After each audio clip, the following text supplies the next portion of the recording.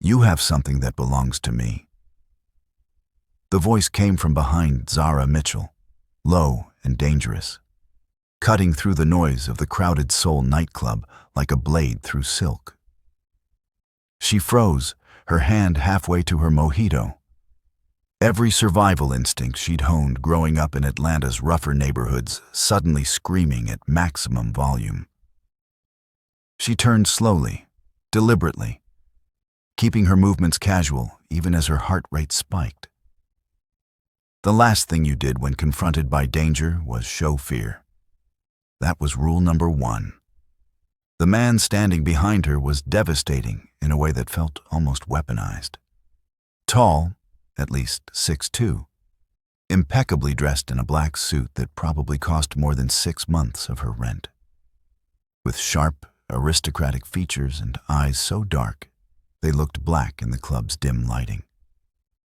But it wasn't his looks that made her breath catch in her throat. It was the aura of controlled violence that surrounded him like a second skin, like electricity before a lightning strike. This was a man who was used to getting what he wanted, a man who didn't ask twice, a man who made problems disappear. 2 men flanked him, bodyguards clearly, with the build and stance of people who knew exactly how to hurt others efficiently. They wore matching dark suits, earpieces visible, hands positioned near their jackets where weapons were undoubtedly holstered. The crowd around them had instinctively moved away, creating a bubble of space that made Zara feel exposed and vulnerable, like a gazelle that suddenly realized it was standing in front of a pride of lions. "I'm sorry," Zara said, her voice steadier than she felt, channeling every ounce of the confidence her mother had taught her to project, even when terrified. "I think you have me confused with someone else. I'm just here having drinks with friends." She gestured vaguely toward the bar where she'd been standing with Kenya and 2 other women from her English teaching job. They were all staring now, eyes wide with concern and curiosity. "I don't make mistakes."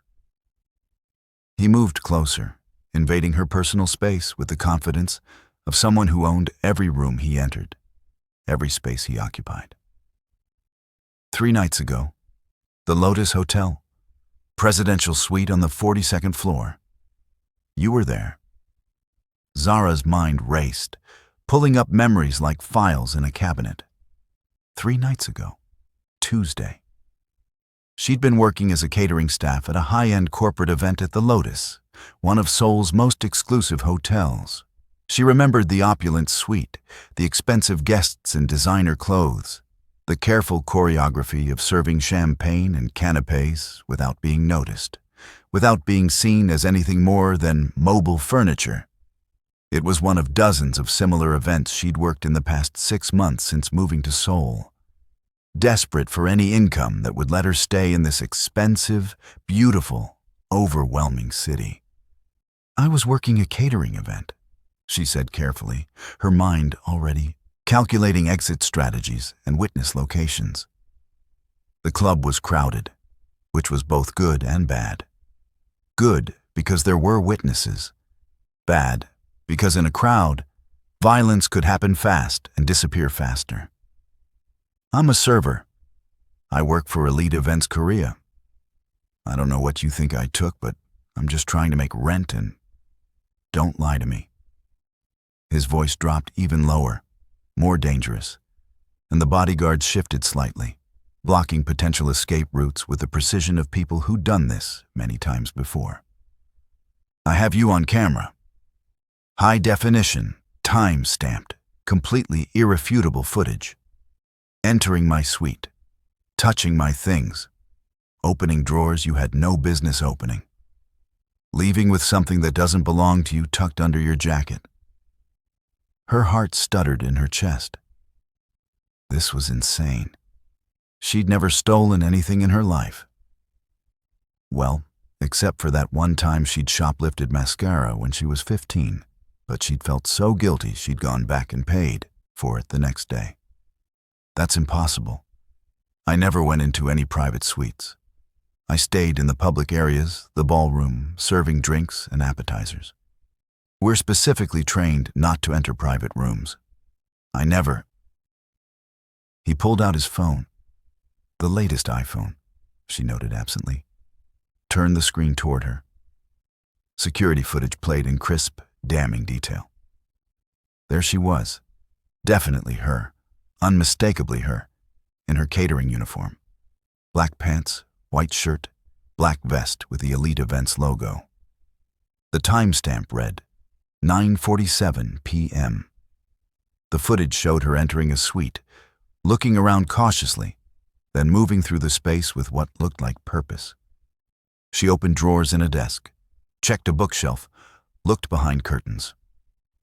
Then, finally, she took something small, a flash drive maybe, from inside a decorative vase and tucked it under her jacket before leaving, closing the door quietly behind her. But Zara had absolutely no memory of it. None at all. It was like watching a stranger who happened to have her face. That's me, she admitted slowly, staring at the footage with growing horror, her stomach churning. But I don't remember doing that. I don't remember going into that room or taking anything. I swear to God, I have zero memory of this. It's like watching someone else. Convenient? His eyes were cold, assessing, missing absolutely nothing. Not her genuine confusion, not her fear, not the way her hands were starting to shake. Do you know who I am? Should I? The question came out more defiant than she'd intended. Something flickered across his face. Surprise, maybe, or disbelief, like he'd expected a different answer. He studied her more intently, as if trying to determine whether she was an Oscar-worthy actress or genuinely ignorant. I'm Shin Jae-won. Does that name mean anything to you? It didn't. Zara shook her head, genuinely confused. She'd lived in Seoul for 6 months, but she spent most of her time working 3 jobs, sending money home to her mother in Atlanta, and trying not to think about her ex-boyfriend Marcus, who cheated on her with her roommate. Which was why she'd fled to the other side of the world in the first place. She didn't have time to keep up with local celebrities or business moguls or whoever this man was supposed to be. Am I supposed to know you? She asked. Most people in Seoul do. Most people in South Korea do. His tone was dry, almost amused now, which somehow felt more dangerous than the cold anger. You really have no idea who I am. I just moved here 6 months ago from Atlanta. I work 3 jobs to afford my tiny apartment in Hongdae. I don't exactly run in circles where I'd meet. She gestured at him, at the expensive suit and the bodyguards, and the aura of barely contained power. Whatever you are, a CEO, a politician, K-pop producer, I'm a businessman, import-export primarily. I own several restaurants and nightclubs in Seoul and Busan. Real estate, investments, entertainment venues. His eyes never left hers, watching for her reaction. And other interests that are better left unspoken in public spaces. The way he said it, the careful phrasing, made her skin prickle with understanding. You're in the mafia. That's a Western term, a crude term. We prefer different terminology in Korea. We'd call it a faction or an organization. He didn't deny it, didn't even try to soften it. But the principle is the same. I run an organization, a very large organization. I have enemies, dangerous enemies. I have things worth stealing, secrets worth killing for. And someone smart, someone careful, someone with resources, used you to steal from me. I know you didn't, not consciously, not willingly. He gestured to one of his bodyguards, who pulled out a tablet and brought up more footage with efficient, practiced movements. This is you arriving at the Lotus at 6 p.m. walking through the employee entrance, going through the standard security screening, metal detector, bag check, the works, being assigned to the presidential floor with 6 other servers.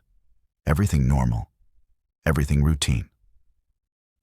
The footage changed angles, showing different timestamps. This is you at 6:30, setting up the bar station. At 7:15, beginning to serve guests as they arrive. At 8, circulating through the ballroom with a tray of champagne. At 8:45, collecting empty glasses. Everything perfectly normal. You look professional, competent, alert. The footage changed again. This is you at 9:15 p.m. in the staff break room on the 40th floor. Someone, we can't see who because they're positioned perfectly to avoid the camera angles, which suggests they knew exactly where the cameras were, hands you a bottle of water. You accept it gratefully. You're clearly thirsty, clearly tired from being on your feet for 3 hours. You drink it. Not just a sip. You drink almost the entire bottle. Zara watched herself on the screen, accepting the water from an off-camera hand, drinking deeply. She remembered that moment. Remembered being grateful for the break, for the hydration. She'd thought nothing of it. By 9:25, you're showing signs of disorientation, stumbling slightly when you stand, touching the wall for balance. One of your co-workers, again, we're still identifying who because the camera angles are conveniently obstructed, comes over, looks concerned, puts an arm around you, helps you toward the bathroom. You can see here. He zoomed in on the footage. She's speaking to you, probably saying you need to sit down, rest for a minute, that you look pale. The footage showed exactly that. A woman in the same catering uniform, face always turned away from the cameras, supporting a clearly unsteady Zara down a hallway toward the bathrooms. And then, this is interesting, at 9:40 you emerge from that bathroom, but you're completely different. No more stumbling, no more disorientation. You're moving with purpose, with clarity. You walk directly, confidently, to the elevator. You go up 2 floors to the presidential level. You walk straight to suite 4201, my suite. A room you shouldn't have had access to, a room you'd never been assigned to, a room that requires a special key card that only 3 people possess. And you enter using a key card that shouldn't have worked for you. The footage showed all of it in damning detail. Zara looking completely in control, completely aware, walking with absolute purpose straight to that suite, and entering without hesitation. Inside the suite, you spend exactly 8 minutes. You're systematic, methodical. You check the desk first, then the bookshelf. Then you find what you're looking for in that vase. A flash drive containing information worth more than you could possibly imagine. His voice was tight now, controlled anger bleeding through. You take it, tuck it under your jacket, and you leave. You take the stairs back down to the 40th floor instead of the elevator. Smart avoids more camera footage. And at 10:05, you're back in the main ballroom, collecting glasses again, but you're moving slowly now, sluggishly, the way you moved before 9:15, tired, confused, disoriented. He paused, letting her process. At 10:30, you checked out with the hotel security. They scanned you with metal detectors, searched your bag, found nothing. You were clean. You went home. And according to your phone's activity log, yes, I hacked your phone, and no, I'm not apologizing for it. You went straight to sleep and didn't wake up for 14 hours. You hacked my phone? Outrage cut through the fear for a moment. That's illegal. So is theft. So is corporate espionage. So are about 40 other things that happened that night. He wasn't apologetic at all. I did worse than hack your phone, Zara. I had people follow you for 3 days, 24-hour surveillance. Watched your apartment building, tracked every movement you made, documented everyone you spoke to. Made sure you really were just a struggling catering server and not a professional thief or corporate spy or one of my enemy's plants. That's stalking. That's due diligence. That's protecting my interests. That's finding the truth before I make decisions about what to do with you. His expression was unreadable. And you know what I found? You're exactly who you appear to be. Zara Mitchell, born in Atlanta, Georgia, 27 years old. Bachelor's degree in hospitality management from Georgia State University, graduated with a 3.4 GPA. Moved to Seoul 6 months ago after a bad breakup with your boyfriend of 3 years, Marcus Johnson, who cheated on you with your roommate Stephanie, which is why you left Atlanta. No criminal record, not even a parking ticket. You work 3 jobs: catering for elite events, teaching English online through 2 different platforms, and weekend shifts at that cafe in Hongdae near Hongik University. You make approximately 2.8 million won per month, barely enough to cover your tiny studio apartment and basic living expenses. You send 300,000 won home to your mother in Atlanta every month without fail. You volunteer at the Seoul International Women's Center every Sunday afternoon. You're struggling but determined, honest, hard-working, exactly the kind of person who would never, ever willingly steal from anyone, much less from one of the most dangerous men in Seoul. The comprehensive nature of his knowledge was terrifying. You know way too much about me. I know everything about you. Your coffee order, iced Americano, no sugar. Your favorite Korean food, kimchi jjigae from that place in Mapo. The fact that you're teaching yourself Korean through apps and Kdramas. The fact that you cry when you're alone in your apartment because you're lonely and scared and not sure if moving to Seoul was the right decision. The fact that you haven't dated anyone since Marcus because you're afraid of being hurt again. Stop. Her voice cracked. Just stop. You have no right to know those things. I had every right. Someone used you to steal from me. I needed to know who you were, what you were capable of, whether you were a threat or a victim. He stepped closer, and despite everything, despite the fear and violation, there was something almost gentle in his expression now. And I determined you're a victim. Someone drugged you, Zara. Someone gave you something in that water, Rohypnol, GHB, or some similar substance that causes compliance and anterograde amnesia.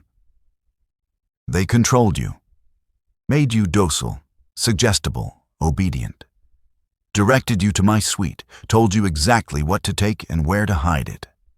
Then they let the drug wear off and sent you back to work with no memory of what you'd done. The implications made her physically ill. Why would someone do that to me? Because you're perfect for their purposes. Think about it. You're an American, with no connections to Korean organized crime, no criminal record, no history of theft or violence. Just a nice, struggling young woman trying to make it in a foreign country. The kind of person who'd be instantly dismissed as too innocent, too naive to be involved in something like corporate espionage or organized crime theft. If you were caught, you'd be destroyed. Your visa revoked, possibly jailed, definitely deported.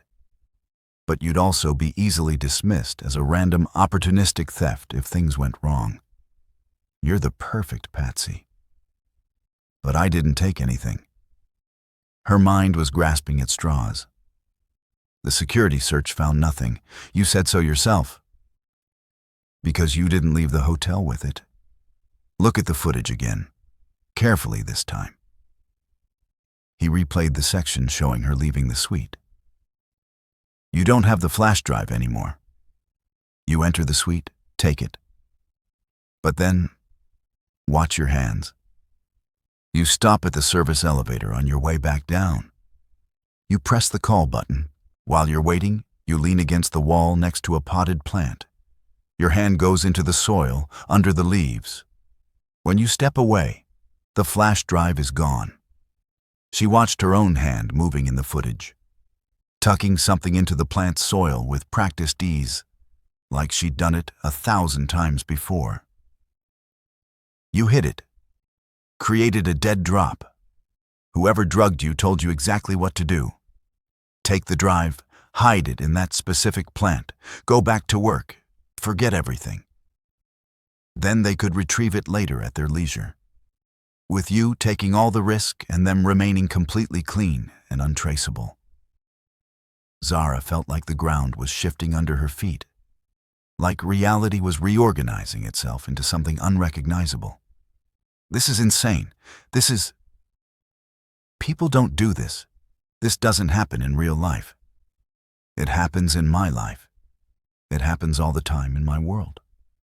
He watched her process, gave her a moment. And now, whether you like it or not, it's happening in your life, too. Because whoever did this made a mistake. They assumed I'd just call the police, report the theft, let you take the fall. They didn't count on me wanting answers more than revenge. Didn't count on me tracking you down personally to understand what happened. Didn't count on me believing your story about not remembering. Why do you believe me? The question burst out. You're this powerful, dangerous man who probably has people killed for looking at you wrong. Why believe some random American server who has your stolen property on camera? Because I'm not my father. The words came out hard, sharp. My father ran this organization before me. He was brutal, paranoid, violent. He punished first and asked questions later. Killed innocent people regularly because it was easier than investigating. Because fear was his primary tool of control. When I took over, when I was forced to take over at 23 years old after he died, I promised myself I'd be different. I'd find the truth before passing judgment. I'd protect innocence even when it was inconvenient, even when it cost me time and resources. Because I've seen what happens when you don't. I've spent my entire life watching innocent people die for crimes they didn't commit. There was pain in his voice now, old pain, deep wounds that probably didn't show on the surface, but ran all the way through him. You're innocent, he continued, his voice softer. The evidence is clear. You were drugged, controlled, used. That makes you a victim of whoever did this, not a perpetrator. And despite what you might think of me and my profession, I don't punish victims. So what happens now? Zara's voice was small. You know I didn't mean to steal from you. You know I was drugged. So I can go? You'll let me leave, go back to my life, and we'll pretend this never happened? No. The word was final. Absolute. You can't go back to your life. Because whoever did this, whoever drugged you and used you, they know I have the best security system money can buy. They know I'd eventually track you down. They know you're a loose end, a witness, someone who might remember something inconvenient even with the drugs. And loose ends in my world get eliminated. Ice flooded her veins. You think they'll kill me? I think it's a strong possibility. You're vulnerable. You live alone in a not great neighborhood. You walk to work at night. You're isolated in a foreign country with limited Korean language skills and no real support network except one friend. He paused. If I were them, I'd eliminate you within the next 48 hours. Stage it as a random mugging or apartment robbery gone wrong. No one would question it. Just another tragic story of a foreigner in Seoul. The casual way he discussed her potential murder was almost worse than the threat itself. So what do you want from me? She asked, hating how defeated she sounded. I want you to come with me, right now, to somewhere safe, somewhere secure, somewhere they can't reach you. While you're under my protection, I'll investigate. Find out who drugged you, who's behind this, what they really wanted. Once I eliminate the threat, you can go back to your life. You want me to just leave with you? Go to some unknown location with a man I just met? A man who just admitted to being a criminal? Yes. That's insane. That's survival.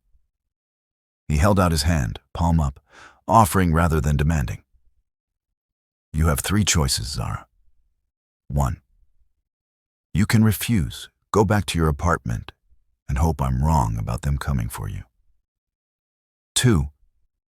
You can go to the police, report everything, and probably end up deported while accomplishing nothing because the police can't protect you from the kind of people we're talking about. 3. You can trust me. Come with me. Let me keep you safe while I handle this. Those aren't really choices. Those are varying degrees of disaster. Welcome to my world. Choices are rarely good. They're just varying degrees of survivable. His hand stayed extended. What's it going to be? Zara looked at his hand, looked at his face, handsome, dangerous, but with something honest in his eyes that made her instincts say trust him even as her brain screamed run.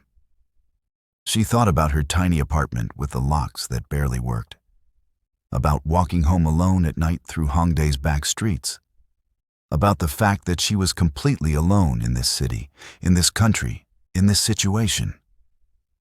She thought about her mother back in Atlanta, about how her mother would never even know what happened if she died here, about how she'd left home to escape pain and might die alone thousands of miles from everyone who loved her. She took his hand. His grip was firm, warm, steadying. Smart choice. I'm calling my friend, she said immediately. Kenya. I'm telling her where I am and who I'm with, and I'm checking in every 6 hours. If she doesn't hear from me, she's calling everyone. Police, embassy, FBI, everyone. Reasonable. He nodded to his bodyguards. Get the car. Clear the path. We're leaving now. Can I at least tell my friend goodbye? She gestured toward Kenya, who was watching from the bar with increasing alarm. 1 minute. Make it fast. Zara hurried over to Kenya, who grabbed her arms immediately. What the hell is happening? Who is that guy? Why are you leaving with him? I can't explain everything now. Something happened at that catering gig. I was drugged. I think someone used me to steal something. It's complicated and insane. But this guy, Shin Jae-won, he's not who did it. He's trying to help. Or at least that's what he says. Zara, you can't just leave with some random man. He could be lying. He could be... I know. But Kay, I think I'm in actual danger. Like real, serious danger. And I think he's telling the truth about protecting me. She squeezed Kenya's hands. I need you to do something for me. Write down his name, Shin Jae-won. If you don't hear from me, every 6 hours, Kay, you call the police. Call the American embassy. Call my mom. Call everyone. Tell them everything, okay? This is insane. This is absolutely insane. I know, but it's my life right now. She hugged Kenya quickly.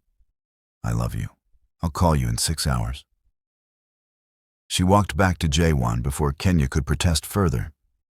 Ready? He asked. As ready as I'll ever be to potentially get murdered by a mob boss. I'm not going to murder you. I'm trying to keep you alive.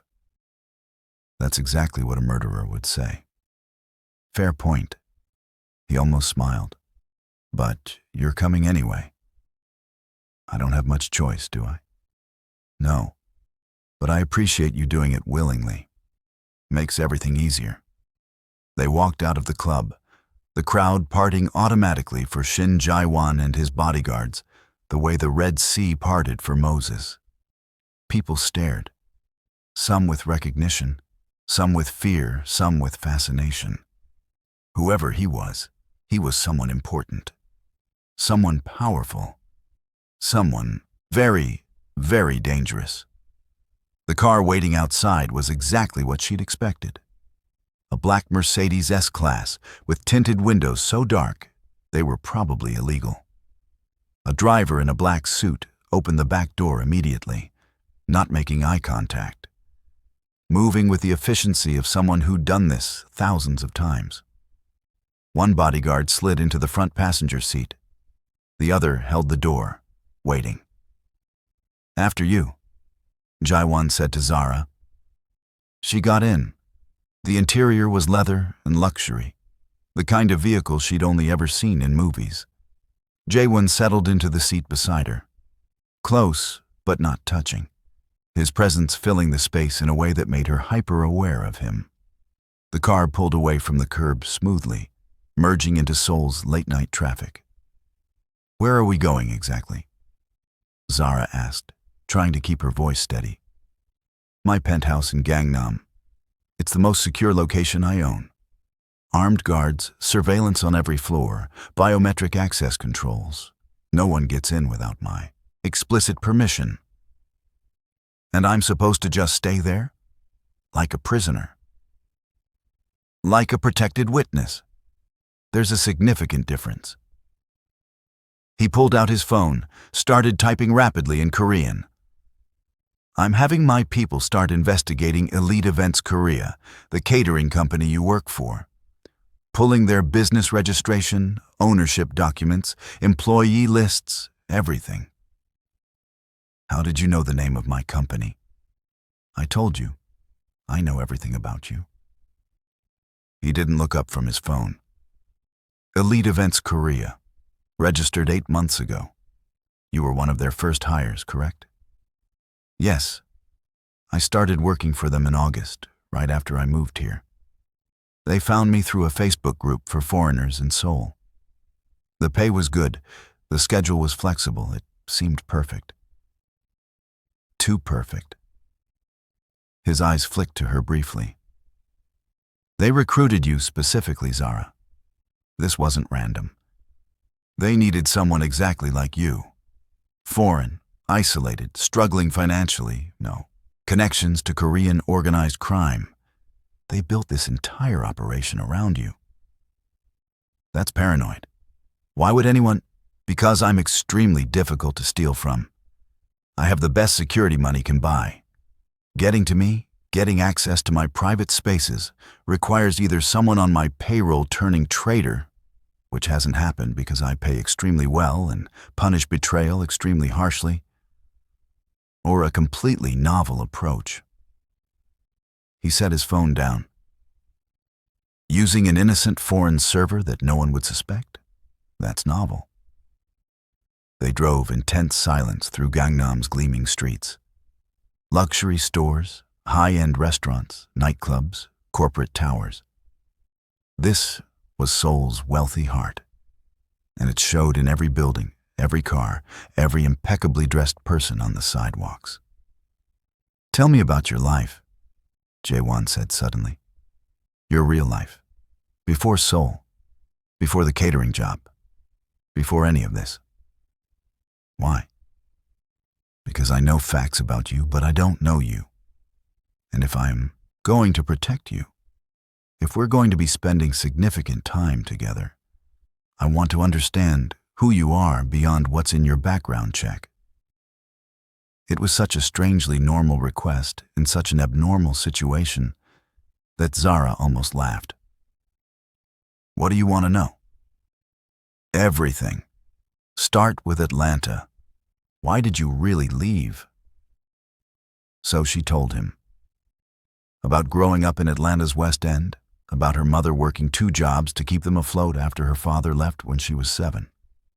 About pushing herself in school, getting scholarships, putting herself through college.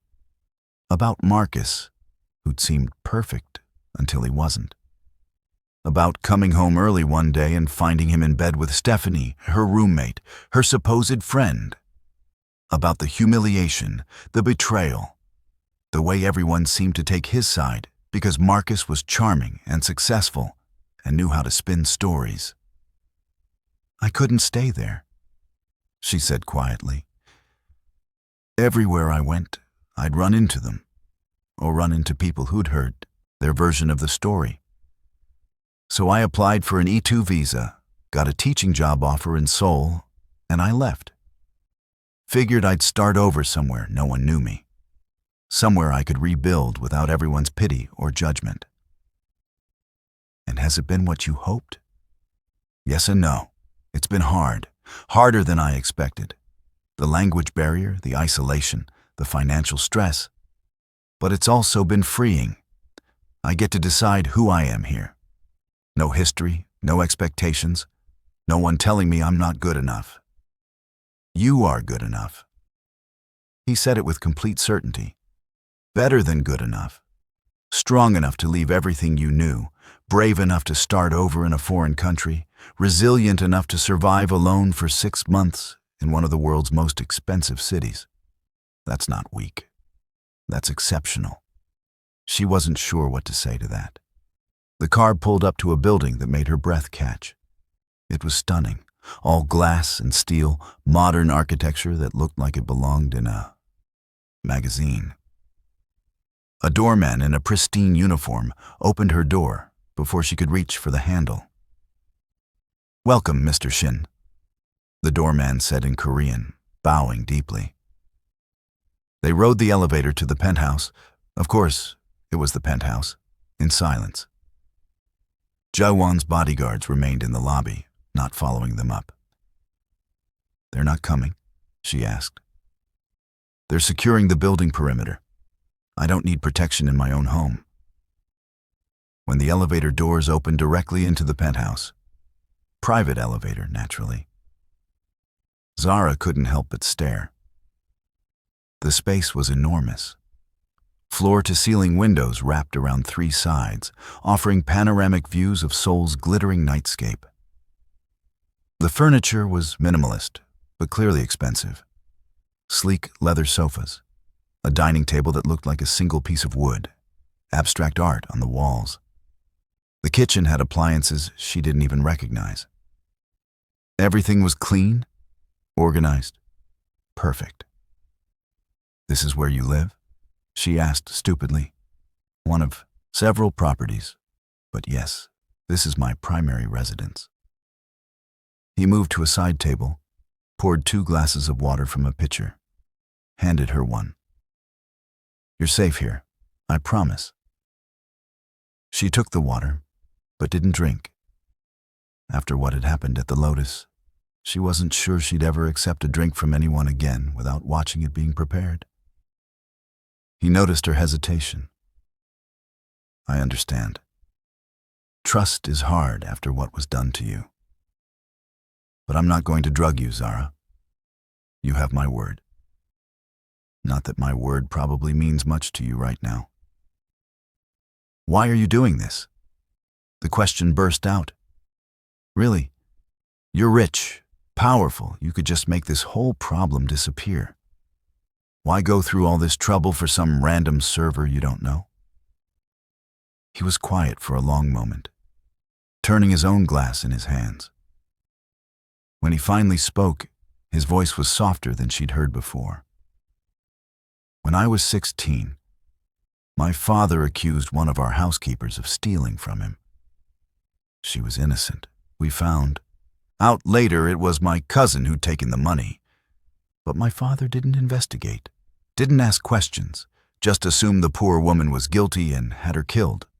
No trial, no proof, just his paranoid assumption and her death."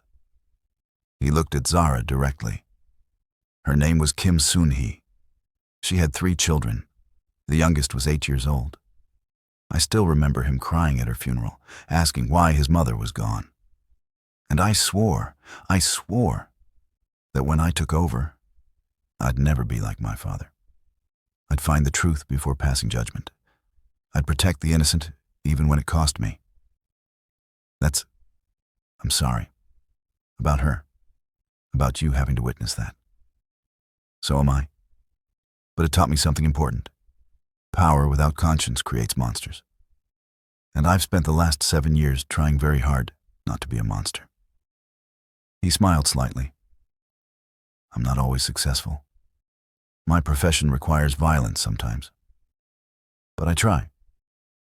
And protecting you? That's me trying. Zara found herself believing him, which was probably stupid, probably naive. But something in his eyes said he was telling the truth. The guest room is down that hall, he said, pointing. Bathroom attached, everything stocked. You'll find clothes in various sizes in the closet. I keep them for situations like this. You often have drugged servers staying over? You'd be surprised how often people need safe houses in my line of work. He set his glass down. There's food in the kitchen. Take whatever you want. The Wi-Fi password is on the counter. Don't leave the penthouse without telling me first. And Zara? Yeah? Lock your door if it makes you feel safer. I won't be offended. After he left for his own room, Zara explored the guest suite. It was larger than her entire apartment in Hongdae. The bed was king-sized with hotel-quality linens. The bathroom had heated floors, a rainfall shower, and a soaking tub big enough for 2. The closet had clothes in various sizes, all tags still attached, organized by size and type. She showered, washing away the club smell and the fear sweat, trying to process everything that had happened in the past 2 hours. This morning, she'd woken up worried about making rent. Tonight, she was in a penthouse with a mob boss who claimed to be protecting her from people who drugged her to commit theft she didn't remember. Her life had become a thriller novel. She found pajamas in the closet, silk, naturally, probably worth more than her monthly salary, climbed into the impossibly comfortable bed, and despite everything, the danger, the confusion, the absolute insanity of her situation, she fell asleep almost immediately. She felt safe, which was either a very good sign or a very dangerous one. Zara woke to sunlight streaming through floor-to-ceiling windows and the smell of coffee. For one confused moment, she thought she was still in Atlanta, still in her old life, still normal. Then she remembered. The club, Shin Jae-won. The footage of her stealing something she didn't remember taking. She found clothes laid out on a chair, jeans and a t-shirt in her size, still with tags from what looked like an expensive boutique. There was a note. Wear these. Your clothes from last night have been cleaned, but these will be more comfortable. J. The handwriting was surprisingly elegant. She dressed quickly and followed the coffee smell to the kitchen. Jae-won was cooking breakfast. Actually cooking, not just reheating something or making toast. He had a pan going with eggs, another with bacon, and was in the process of making what looked like French toast. He'd changed into casual clothes, black jeans and a fitted t-shirt, but somehow still managed to look like he owned the world. You cook, she said, echoing her words from the car. I live alone. The alternative is starving or eating takeout 3 meals a day. He gestured to the coffee maker. Help yourself. Cream and sugar are next to it. How do you take your eggs? Scrambled is fine, but you really don't have to. I'm cooking anyway. Might as well make enough for 2. Besides. He flipped something in the pan with practiced ease. It's calming. Cooking helps me think. What are you thinking about? Who drugged you? Who's behind Elite Events Korea? What they really wanted from me. He plated eggs and bacon with the precision of someone who'd done this many times. Sit, eat. We have a lot to discuss. She took the plate, sat at the massive kitchen island, The eggs were perfect, fluffy, seasoned just right. You're a good cook. Years of practice. My mother taught me before she died. Said a man should know how to take care of himself and anyone he cared about. She sounds wise. She was. She was also the only soft thing in my father's life. When she died, whatever humanity he had left died with her. He poured coffee for both of them, sat across from her. But that's depressing breakfast conversation. Let's talk about more immediate problems. He pulled out his phone, showed her a series of documents. Elite Events Korea. Registered 8 months ago under a shell corporation called Harmony Ventures. Harmony Ventures is registered to another shell company, which is registered to another. 4 layers deep before we hit a dead end. Very professional, very deliberate. What does that mean? It means this wasn't some random criminal enterprise. This was funded, planned, executed by someone with resources and patience. They created an entire fake company just to place people, specifically you, in positions where they'd have access to high-value targets. That's sophisticated. That's expensive. That's someone with both money and time. He swiped to show her more documents. Your fellow employees at Elite Events, 23 people total. I had my investigators track them down overnight. Want to know what we found? What? 13 of them have completely disappeared. Phone numbers disconnected. Apartments abandoned. Bank accounts closed. Gone like they never existed. Zara's stomach dropped. And the other 10? 3 are dead. Car accident, mugging, apparent suicide, all in the last 48 hours. His voice was grim. 7 are in the wind. We're still looking, but they've gone to ground professionally. Oh my God. Whoever is behind this is cleaning up, eliminating witnesses, covering tracks. He looked at her directly. If I hadn't found you first, you'd be number 4. The toast she'd just eaten threatened to come back up. This is real.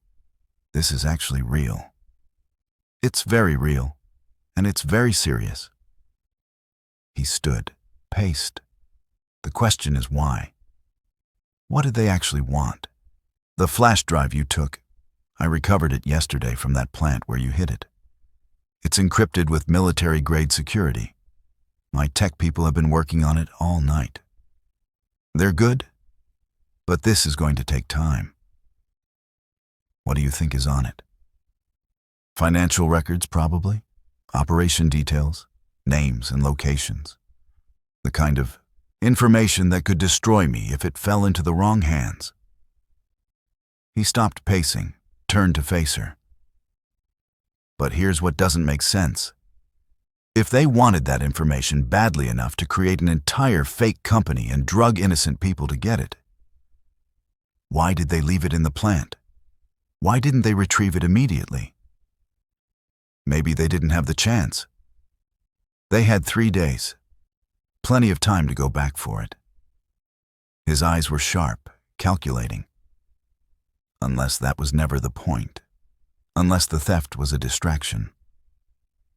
A distraction from what? That's what I need to figure out, and I need to do it fast before they make another move. His phone rang. He answered in Korean, his expression darkening with each word. When he hung up, he looked at Zara with something like regret. What happened? She asked, fear creeping back in. My people just found the body of the woman who handed you that water bottle. The one who drugged you. He paused. She was killed sometime last night, staged to look like a home invasion. So she's not behind this either. She was just another pawn. Exactly. Someone else gave her the drugged water.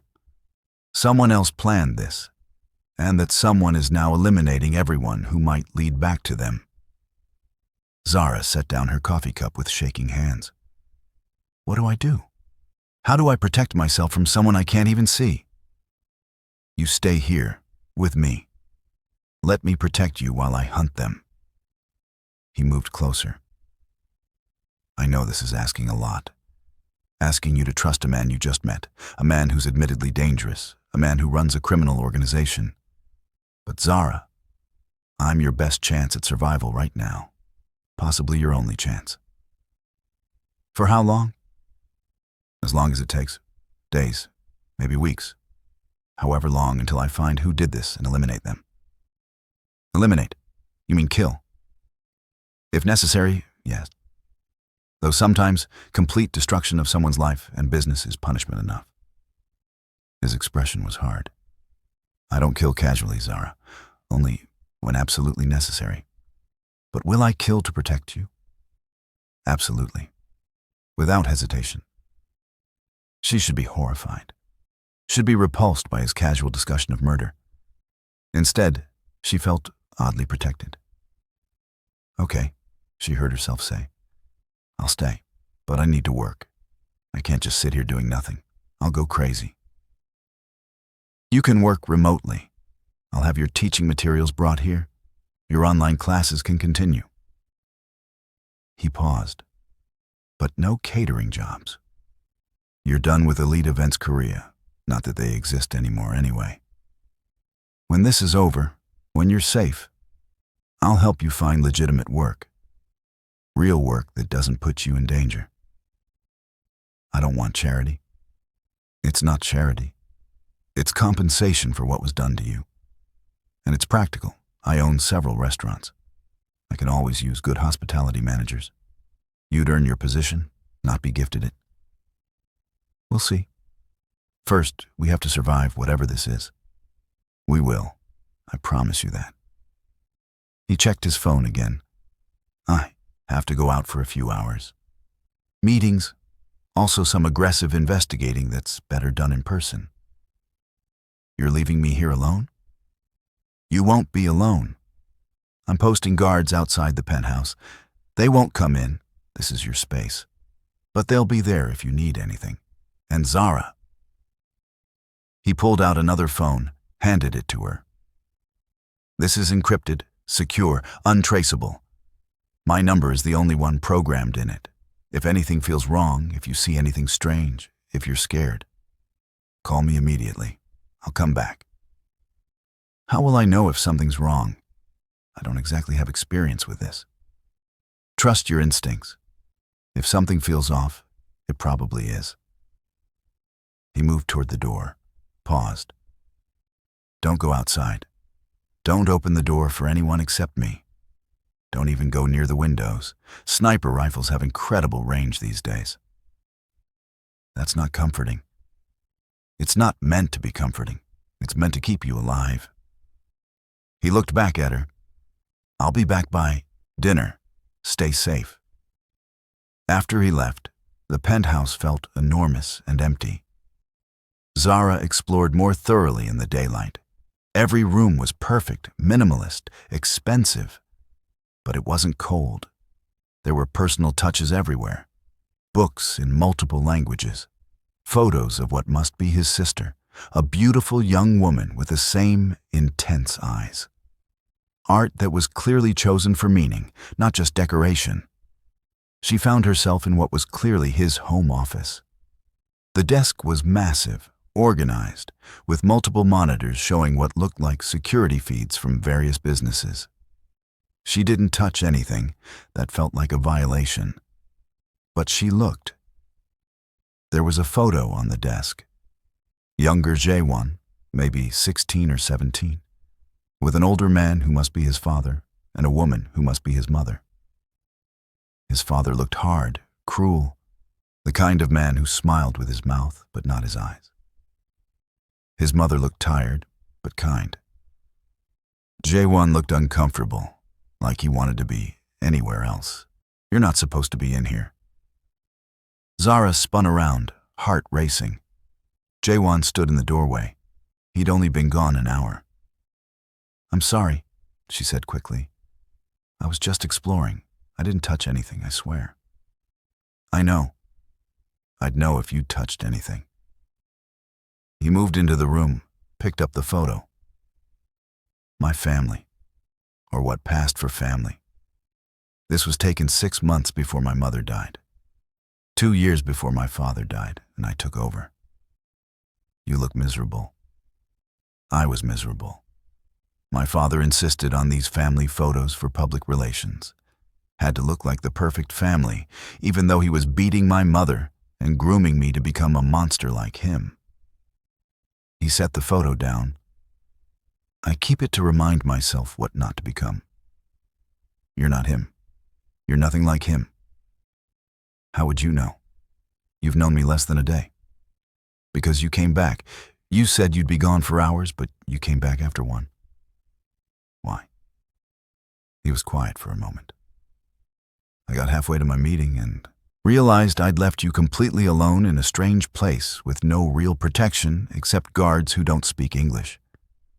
It felt wrong. So I postponed the meeting and came back. That's not something a monster would do. Maybe. Or maybe I just don't want to lose my best witness. But his eyes said something different. They stood there in his office, looking at each other, the tension between them shifting into something neither of them could quite name. I should let you work, Zara said finally. Or you could stay. Keep me company. Tell me more about Atlanta, about your life before Seoul. Help me understand who you are beyond the facts in your file. Why do you want to know? Because... He stopped, seemed to reconsider his words. Because if I'm going to keep you alive, I need to know what I'm fighting for. And facts don't tell me that. Only you can. So she stayed. And they talked, really talked. She told him about growing up poor but loved, about her mother's strength, about the way Atlanta felt in summer. He told her about the pressure of inheriting an empire at 23, about trying to be better than his father while still maintaining control, about his sister studying in London, who he missed desperately, but kept away from his world for her own protection. By the time actual evening came, they'd moved to the living room, to the comfortable couches, and were still talking. About food, about music, about the strange way Seoul felt like home, even though it was foreign. I should make dinner, Jae-won said eventually. You've cooked twice already today. I like cooking. It's meditative. Besides, I'm curious what you think of my kimchi jjigae. They cooked together, him leading, her following instructions, both of them laughing when she added too much gochugaru and nearly made it inedible. It felt normal, domestic, like they were friends, or something more instead of a mob boss and his accidental witness. And that night, when Zara went to bed, she realized she'd gone the entire day without checking in with Kenya. She called immediately, apologized profusely. I was about to call the embassy, Kenya said. Are you okay? Really okay? Yeah. Actually, yeah. He's... Kay, I know this sounds insane, but I think he's actually protecting me. He's not what I expected. Be careful, Z. Just because someone's nice doesn't mean they're safe. I know. But right now, nice and dangerous is better than alone and vulnerable. After hanging up, she lay in the expensive bed, staring at the ceiling, and wondered how her life had become so complicated so quickly. And why, despite everything, she was starting to feel like maybe this was exactly where she was supposed to be. On the third day, everything changed. Zara was in the penthouse's gym. Jae-won had suggested she use it to burn off nervous energy. When she heard something odd, a sound that didn't belong. She paused the treadmill, listening. There it was again, a soft scraping sound coming from the direction of the front door. Her heart started racing. Jae-won was out, another meeting he couldn't postpone. The guards were supposed to be outside. But that sound, She grabbed the phone he'd given her, dialed him immediately.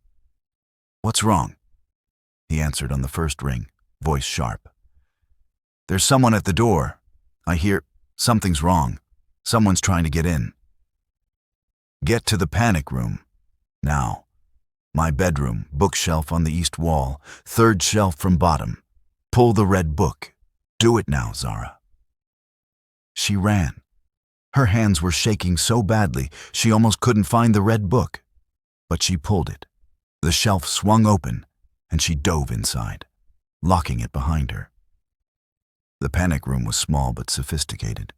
Reinforced walls, security monitors showing feeds from throughout the penthouse and building, water, food, medical supplies, and yes, weapons.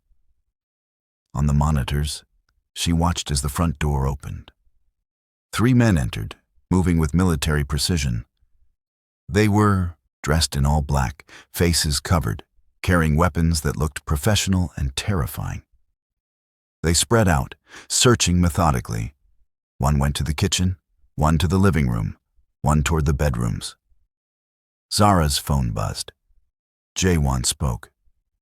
"Stay silent. Don't move. I'm 5 minutes away." She watched the monitors, her heart hammering. The man searching the bedrooms was getting closer to Jaewon's room, closer to the bookshelf. He stopped in front of it, ran his hands over it, looking for seams, for hidden catches. He was good. Within minutes, he'd found the mechanism. The bookshelf started to open. Zara pressed herself into the corner of the panic room, as far from the door as possible. She saw the gun mounted on the wall. Remembered Jaewon's words, "If anyone gets through that door who isn't me, assume they're here to kill you." The door opened fully. The man stepped inside, gun raised. His eyes found her. "There you are," he said in accented English. "Mr. Park has been looking for you." Park, the name Jaewon had mentioned, his enemy. "Stay back," Zara said, her voice steadier than she felt. "I don't think so. You're coming with me."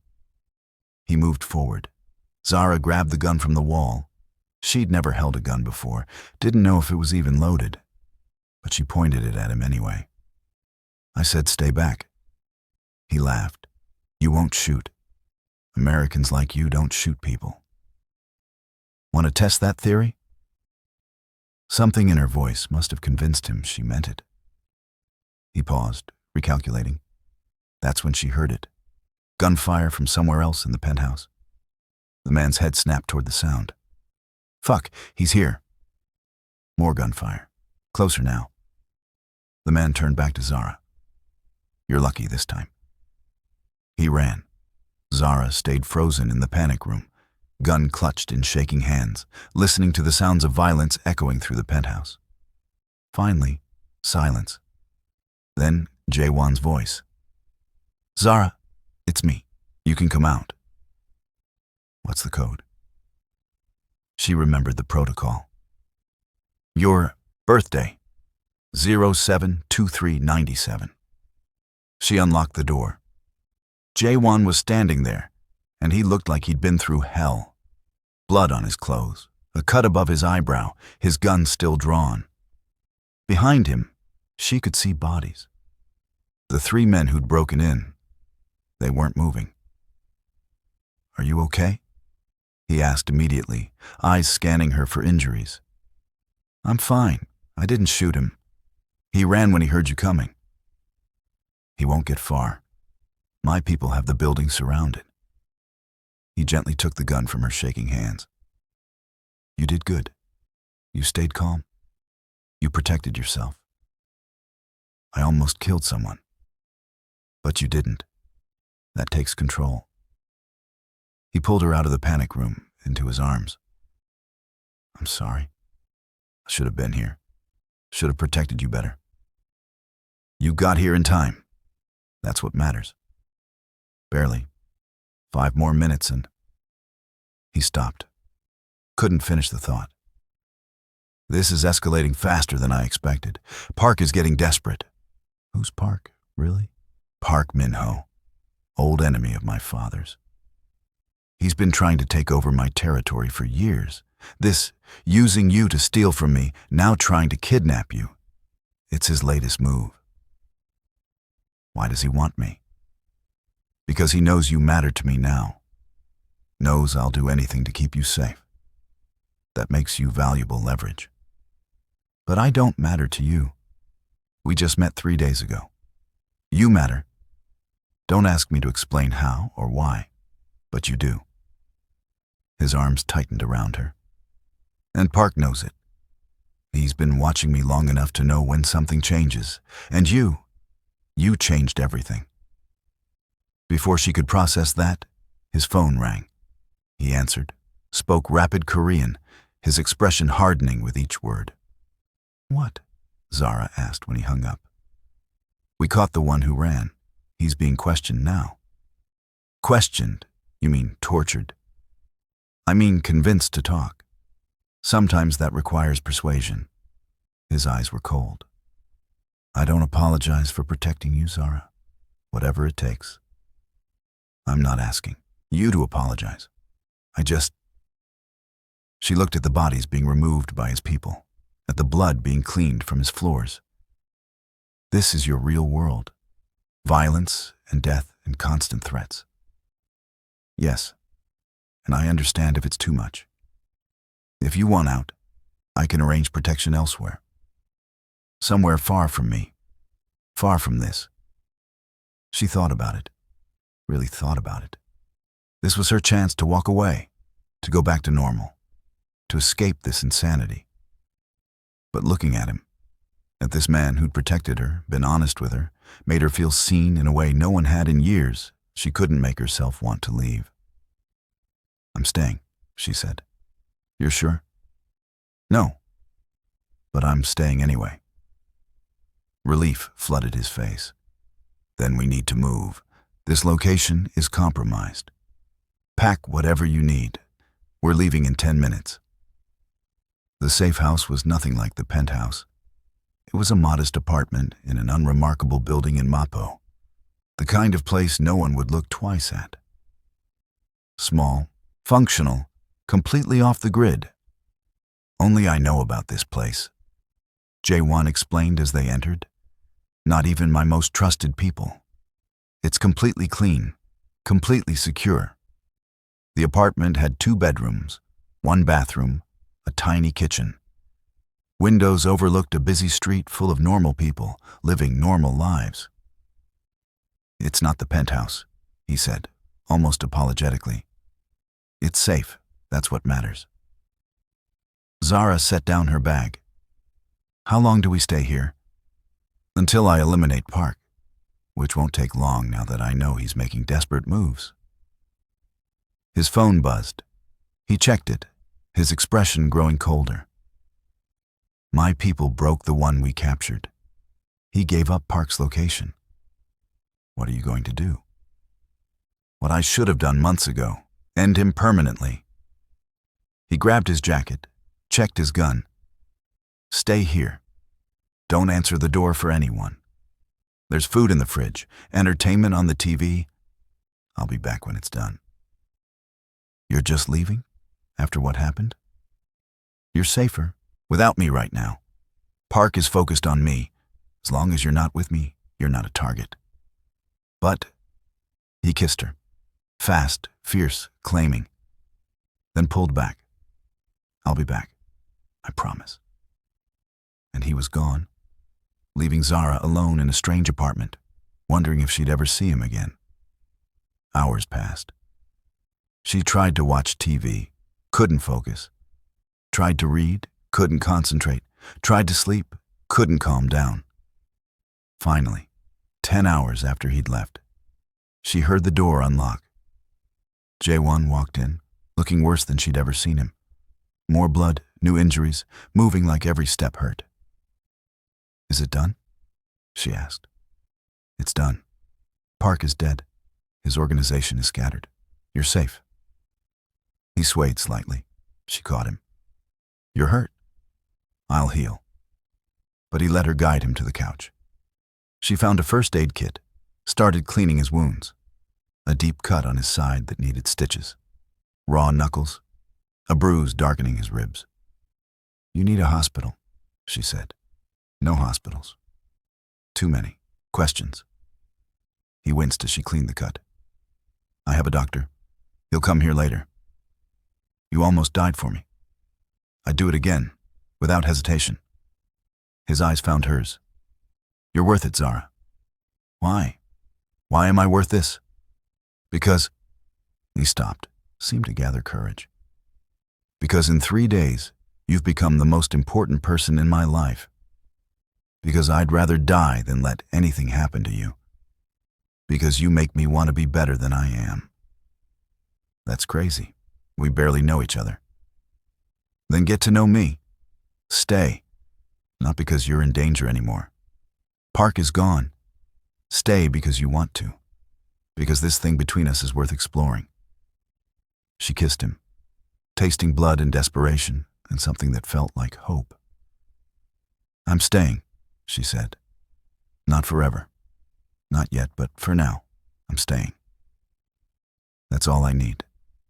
A chance." They stayed in the safe house for 3 more days, while Jaewon healed and his people secured the city. And somewhere in those 3 days, between taking care of him and talking and learning each other, Zara fell in love. Which was insane. Which was too fast. Which was probably the worst decision she'd ever made. But it was true. Zara surveyed her restaurant with pride. Miso and Seoul, her fusion of Korean and Southern American cuisine, was thriving.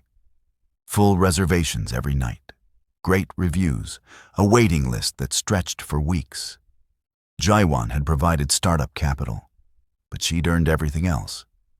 Developed the menu, hired the staff, built the business from the ground up.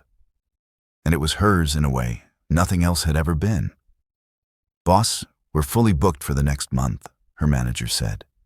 "Should I start a second wait list?" "Let's do that. Thanks, Jimin." After he left, Zara looked at the framed articles on her wall. Reviews praising her innovative cooking, articles about her success story, a photo from opening night with Jaewon beside her, pride clear in his eyes. 6 months. 6 months since that night in the club when a stranger had accused her of stealing and changed her life forever.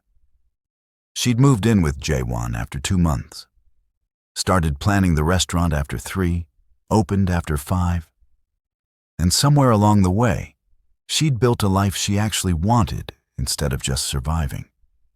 Jaewon had kept his promise about going more legitimate. He still had his organization, you didn't just walk away from that world. But he was transitioning. More legal businesses, less violence, actually trying to be better. For her. He said it constantly. "You make me want to be better." Her phone buzzed. "Jaewon, dinner tonight? I have something to ask you." "Zara, I own a restaurant. We're literally having dinner here." "Jaewon, private table after close?" "Zara, you're very demanding." "Jaewon, you love it." She did. She really genuinely did.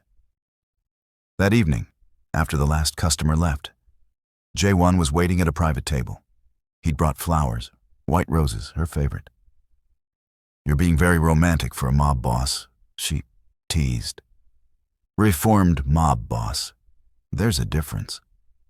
He pulled out a chair for her. "Sit. I made your favorite." He'd cooked. Kimchi mac and cheese, the dish that had become their signature, the fusion that shouldn't work, but absolutely did. "It's perfect," she said after the first bite. "You're perfect." He set down his fork. "Which brings me to what I wanted to ask." He pulled out a ring box, opened it to reveal something simple, elegant, perfect. 6 months ago, you walked into my life because someone used you in a scheme against me. It was dangerous and complicated and absolutely insane. He smiled. "And it was the best thing that ever happened to me. Jaewon, I love you, Zara. I'm in love with you. You've made me better, made me want to be better. made me believe I could be something other than what my father wanted. Will you marry me? She should think about it. Should consider all the reasons this was complicated. Instead, she said, yes. Really? Really? Yes, I'll marry you. Yes, I want to build a life with you. Yes to everything. His smile was brilliant. I was prepared to beg. I'm sure you were. She laughed as he slid the ring on her finger. This is insane. Best kind of insane. He pulled her into his lap, kissed her thoroughly. I promise I'll spend the rest of my life being worthy of you. You already are. She touched his face. You've been worthy since you believed me, since you protected me, since you kept your promises. I love you. I love you too. She kissed him again, even though you're still technically a gangster. Reformed gangster. Is there really a difference? For you, I'll make it whatever difference you need. They sat in her restaurant, planning their future, talking about the wedding, about more businesses, about maybe kids someday. You know what's funny? Zara said. What? Whoever drugged me, whoever set up that whole scheme, they thought they were creating your weakness. Instead, they gave me you. Gave us this. Best revenge is living well. Something like that. She rested her head on his shoulder. I'm happy. Really, truly happy. I didn't think I'd ever say that when I moved to Seoul. Me too. Happier than I've ever been. He held her closer. You saved me, Zara. You saved me too. And sitting there in the restaurant she'd built, in the life she'd chosen, with the man she loved, Zara realized something important. Sometimes the best love stories started with the worst circumstances. Sometimes what you didn't remember taking turned out to be exactly what you needed. Sometimes the most dangerous choice was also the rightest one. If you loved Zara and Jaewon's journey from drugged theft to true love, smash that like button. Drop a comment telling me your favorite moment. Was it the confrontation, the attack, the proposal? Let me know. Don't forget